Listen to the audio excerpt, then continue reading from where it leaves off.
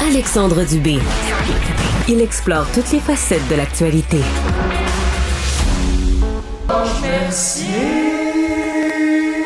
C'est moi. C'est lui. J'espérais que ton thème soit de retour aujourd'hui. Georges, qui est analyste, doctorant en sciences politiques au Centre de recherche internationale Sciences Po Paris et à l'Université de Montréal. C'est lui. C'est moi. Voilà. Bonjour, Georges. Salut, Alex. Explique-moi une affaire. Comment le président américain peut dire une chose et son contraire à ce point-là en l'espace de 24 heures? Parce que là, t'avais Donald Corleone, là, qui disait « Ah, ben, nous autres, on va mettre une taxe de 20% là, pour les bateaux qui vont transiger par Hormuz. » Et là, hier, c'était complètement le contraire. Est-ce qu'on est face à, encore une fois, un exemple de Taco Trump, Trump always chicken out? Ouais, manifestement, ce frais de protection-là, ça devait être un tarif parce qu'il rétropédale. Bon, pourquoi il rétropédale? Potentiellement parce qu'il n'était jamais sérieux avec cette idée-là puis qu'il l'a sorti de sa tête un peu de nulle part. D'ailleurs, apparemment, hier, dans l'administration aux États-Unis, les gens ne comprenaient pas comment la mettre en place. On était en train de courir dans tous les sens, se dire comment on va réussir à faire ça.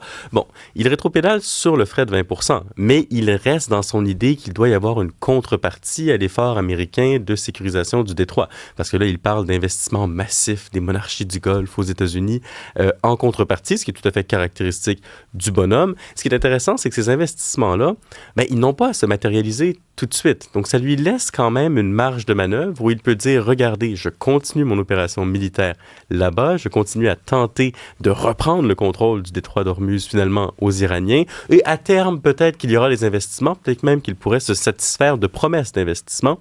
Dieu sait que Trump, depuis son retour à la Maison-Blanche, on lui a promis beaucoup d'investissements, ils ne se sont pas tous matérialisés. Bon, il aime toujours parler des sommes pharaoniques qui seraient investies aux États-Unis par des pays étrangers. Ce qui est intéressant toutefois, c'est qu'il ne revient pas en arrière, justement, sur sa volonté de le contrôler, le détroit. Et là, on a eu une 4e nuit, 5e nuit de frappe importante sur le littoral iranien. La bataille du détroit d'Ormuz, elle est bel et bien engagée en ce moment. Et ce que ça pourrait impliquer, c'est quelque chose que la Maison-Blanche avait refusé depuis le début du conflit. C'est un conflit à très long terme et un engagement militaire américain substantiel, actuel, non pas pour les semaines à venir, mais pour les mois, voire les années à venir, si vraiment il se positionne comme les anges gardiens, comme il dit, du détroit d'Ormuz. Ouais, mais tu sais, de ce côté-ci du monde, on regarde ça, puis on en subit aussi les conséquences. En m'en venant à la station ce matin, là, attelez-vous, là. Si vous devez faire le plein aujourd'hui, on est, en tout cas dans ce que j'ai vu, 1,88, 1,89. Alors, c'est un bond d'à peu près 9 sous le litre ce matin, là. Ah, les conséquences. Les vacances de la construction, ça s'en vient. On n'a pas un répit à court moyen terme, genre. Ah non, mais les conséquences, elles sont immédiates. Puis une autre preuve que la hausse des coûts est directement liée au conflit au Moyen-Orient, ben, l'inflation en juin aurait diminué aux États-Unis. Pourquoi? Ben, parce qu'on avait eu ce cessez-le-feu-là qui avait immédiatement entraîné une baisse des coûts de l'énergie. Bon, là, pour l'instant, on n'est pas remonté au sommet qu'on avait connu au niveau du prix du pétrole. La question, c'est est-ce qu'on va remonter à ces sommets-là ou au contraire, les marchés estiment qu'on va encore avoir un nouvel accord? Mais là, j'ai envie de te dire, Alexandre, si on apprend cette semaine que les Iraniens se sont rassis à la table de négociation et ils ont promis quelque chose, je vois pas qui va croire ça. Parce que les fondamentaux du conflit demeurent les mêmes. Vous avez en Iran de plus en plus un régime qui est ambitieux, qui est persuadé qu'il tient le gros bout du bâton, qui ne veut rien lâcher et qui est même prêt, on va en parler, là, à escalader de manière assez importante. Oui, mais pour les ramener à la table, Trump a même dit, si vous vous rassoyez pas, je vais vous bombarder vos centrales, je vais vous bombarder vos ponts. Ça, on a déjà entendu ça aussi. Là. Oui, puis là, il commence à avoir un vrai problème de crédibilité du côté du président américain. C'est qu'il a fait des menaces tellement importantes sans les mettre à exécution et sans que les Iraniens ne lui donnent vraiment quelque chose pour qu'ils ne les mettent pas à exécution, qu'il y a un moment où il va devoir faire quelque chose, peut-être de grave, de dramatique, parce que sinon, il combat contre un adversaire qui est au courant que ces menaces sont en l'air. Donc, s'il ne les met pas à exécution, les Iraniens vont continuer à ne pas le croire, à lui dire à peu près ce qu'il veut entendre à la table des négociations. Il va penser qu'il y a un accord, il va revenir.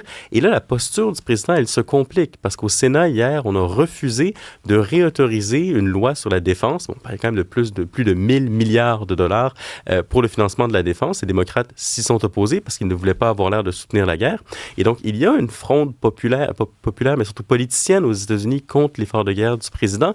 Un commentaire éditorial là-dessus, c'est quand même drôle de voir les discours de l'opposition, parce que lorsque Trump est en guerre, on critique la guerre, mais lorsqu'il fait un cessez-le-feu, on critique le cessez-le-feu. Et ce serait bien, éventuellement, que les critiques de l'administration nous proposent des solutions constructives. C'est bien beau de critiquer Trump parce qu'il est Trump, mais il vient un moment où si on veut le régler, ce problème-là, mais il faudrait peut-être commencer à y penser plus sérieusement. Et s'ajoute à cette situation problématique-là, Georges, un nouveau front dans la guerre en Iran. S'ajoute potentiellement un nouveau front. Écoute, je ne te parlerai pas du détroit de Hormuz, je vais te parler du détroit de Bab el-Mandeb, qui est un autre détroit stratégique très important. C'est à peu près comme 20% du commerce maritime mondial qui transite, 8% de l'énergie mondiale. C'est un détroit entre la mer Rouge et l'océan Indien. Et c'est essentiellement le canal par lequel passent les exportations entre l'Europe et l'Asie. On passe de la Méditerranée, on passe par le canal de Suez, puis on retrouve l'océan Indien par là. Le problème, c'est qu'au Yémen, il y a une milice islamiste fondamentaliste qui s'appelle les Houthis. Et les Houthis ont un grand allié, l'Iran. Et là, le problème, c'est que si les Iraniens comprennent que les Américains vont leur reprendre le détroit d'Hormuz ou leur nier la capacité de le contrôler, ils pourraient tenter d'activer ce qu'on pourrait qualifier d'une option nucléaire d'un point de vue économique, demander à leurs alliés Houthis de tenter de fermer le détroit de Bab el-Mandeb. Donc là, on aurait potentiellement 2 des détroits les plus importants sur la planète qui seraient perturbés. Et si on pouvait s'attendre à une crise économique majeure à cause d'Hormuz, si on ferme celui-ci, là, les conséquences augmentent et se démultiplient. Bon, ce qui peut peut-être nous rassurer, c'est que les Houthis ont beau être alliés avec les Iraniens, ils ne sont pas complètement inféodés aux Iraniens, ils ont des intérêts propres. Ils avaient déjà essayé de le fermer ou d'entraver le trafic là-bas en réaction à la guerre d'Israël à Gaza en 2023. Bon, il y avait eu un cessez-le-feu, ça avait tenu tant bien que mal. On verra ce qu'ils vont faire. Mais c'est juste pour vous dire à quel point les Iraniens sont prêts à aller loin dans leur volonté de résister aux Américains, alors que sincèrement, Alexandre, on leur demande pas la mer à boire. Tout ce que Trump demande, puis c'est vraiment pas plus que ça, c'est « Ayez pas d'armes nucléaires ». C'est-tu la plus grosse demande qu'on fait à ce régime-là? Mais combien de fois, à travers les années, Georges, les Iraniens ont dit « Parfait, il n'y a pas de problème. Non. » Mais après ça, la première chose qu'on apprend, puis avec toutes sortes d'images satellites, c'est que là, le programme d'uranium enrichi, on a repris ça au fil des ans. Combien de fois ils nous ont promis des affaires là-dessus, puis ils n'ont pas tenu leur parole, les Iraniens? Ils sont très bons pour promettre. Le grand problème, lorsqu'on s'intéresse à ceux qui ont négocié directement avec les Iraniens, c'est qu'ils sont de très bons négociateurs. Chaque mot compte. Et on pense, nous, que lorsqu'on a une négociation, on serre la main, c'est fini. Souvent, du côté iranien, on a une négociation, on serre la main, c'est le début d'autres négociations. Donc, on fait traîner les choses. Puis le conflit actuel, là, la raison pour laquelle ça a reparti, c'est que dans l'accord cadre qui avait été signé avec les Américains, les Iraniens disaient on s'engage à ne pas entraver le trafic. Les Américains se sont dit, facile, tirez pas sur les navires. Les Iraniens ont dit, non, on ne tire pas sur les navires seulement s'ils passent proche de chez nous. Tu vois à quel point c'est compliqué de négocier avec ce régime-là. Et là, Trump a un peu raison dans sa fatigue par rapport à ça. Merci beaucoup, Georges. Merci à toi.